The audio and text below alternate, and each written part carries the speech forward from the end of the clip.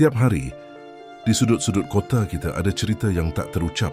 Seorang ibu yang termenung menatap tumpukan tagihan. Seorang anak yang tetap semangat belajar di bawah lampu temaram. Ini bukan hanya cerita mereka, tapi cerita kita semua.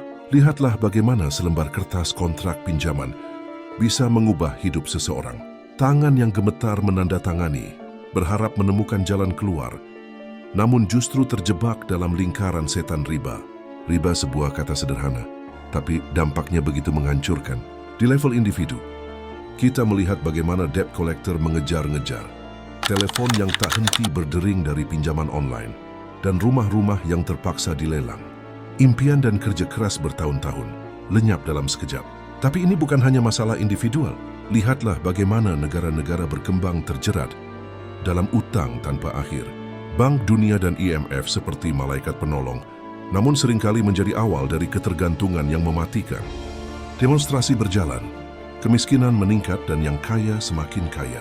Dalam skala global, sistem riba telah menciptakan gelembung ekonomi yang siap meletus kapan saja. Grafik-grafik yang jatuh bebas, kepanikan di bursa saham, krisis yang berulang. Semua ini adalah buah dari sistem yang tidak adil. Tapi Islam telah memberikan solusi sejak 1400 tahun yang lalu. Lihat bagaimana pedagang kecil Muslim menjalankan usahanya dengan kejujuran. Bagaimana petani berbagi hasil panen dengan sistem yang adil. Bagaimana pasar-pasar Islam menjunjung tinggi prinsip keadilan dan keberkahan. Karena dalam Islam, uang bukanlah untuk menghasilkan uang. Uang adalah alat tukar, bukan komoditas.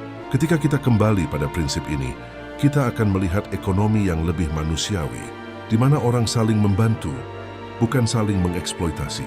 Bayangkan sebuah dunia di mana masjid-masjid kita bukan hanya tempat ibadah, tapi pusat pemberdayaan ekonomi umat, di mana senyum keluarga tidak dibebani hutang riba, di mana tangan-tangan saling terulur membantu, bukan mencekik. Inilah mengapa Islam mengharamkan riba, bukan untuk membatasi, tapi untuk membebaskan. Bukan untuk memiskinkan, tapi untuk mensejahterakan.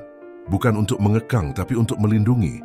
Mari kita mulai dari diri sendiri, dari keluarga kita, dari komunitas kita. Karena setiap langkah menjauh dari riba adalah langkah menuju keberkahan yang sejati.